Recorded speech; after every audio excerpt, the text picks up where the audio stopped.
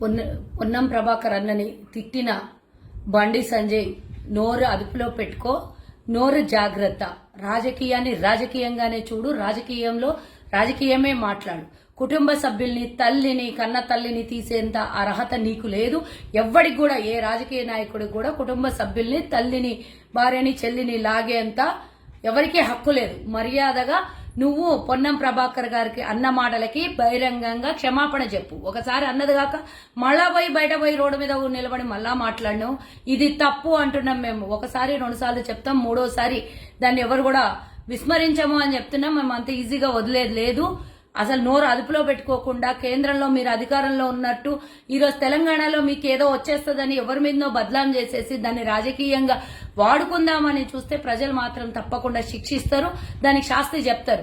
ఆయన ఉదయం లేస్తే గుళ్ళకు పోతాడు, నాన్ వెజ్ కూడా తినను అని కూడా పొన్నమన్నా చెప్పాడు. నువ్వు నాన్ వెజ్ తినే మొక్కని నీకేం తెలుసు తల్లి విలువ, చెల్లి విలువ అని నేను అడుగుతున్నా.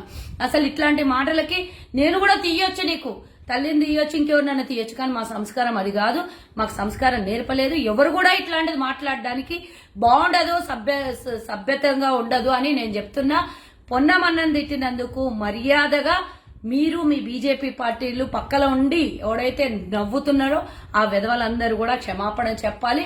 నువ్వు ముక్కు నేలకు రాయాలి. మళ్ళోసారి హుస్నాబాద్ లో కాలు పెట్టి నువ్వు ప్రచారం ఎట్లా చేస్తావో కూడా అక్కడ ప్రజలు చూస్తారు నీకు.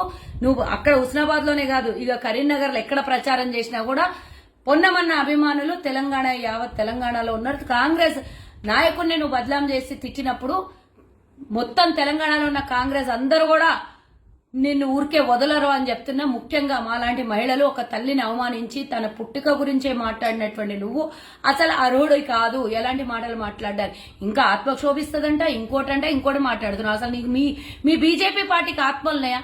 చెప్పేవన్నీ శ్రీరంగ నీతులు, దూరేదంతా సానికొంపలు అన్నట్టు మీకు అసలు నిజాలు నియమాలు ఉన్నాయా, కట్టుబాట్లు ఉన్నాయా? కేవలం మందిని ఆచరించమనడానికి మాత్రమే పనికొచ్చేటటువంటి మీరు, అసలు నీతి నియమాలతో లేనటువంటి మీరు. బండి సంజయ్ గతంలో కూడా నోరు చాలా జారినవు, ఇప్పుడు కూడా నువ్వు పొన్నమన్న విషయంలో నోరు జారుతున్నావు. ఆయన అందరితో కలుసుకొని పోయే సామాన్య మానవులాగా ఉంటాడు తప్పించి ఆయన ఒక మంత్రిలాగా ఎక్కడ కూడా అహంకారం చూపించలేదు.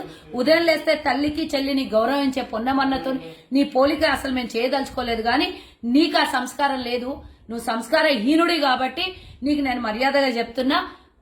పొన్నమన్నకి, ఒక మంత్రిగా ఉన్నటువంటి పొన్నమన్న తల్లి గారికి కూడా ఇంటికెళ్లి కాలు మొప్పి క్షమాపణ చెప్పాలి. లేదా మహిళా సమాజం నిన్ను గుడ్లతోని రాళ్లతోనే కొట్టిండ్రు, ఇక రేపు పొద్దున ఇంకో రకంగా ఉంటది నీ పరిస్థితి అని చెప్తున్నా, హెచ్చరిస్తున్నాను.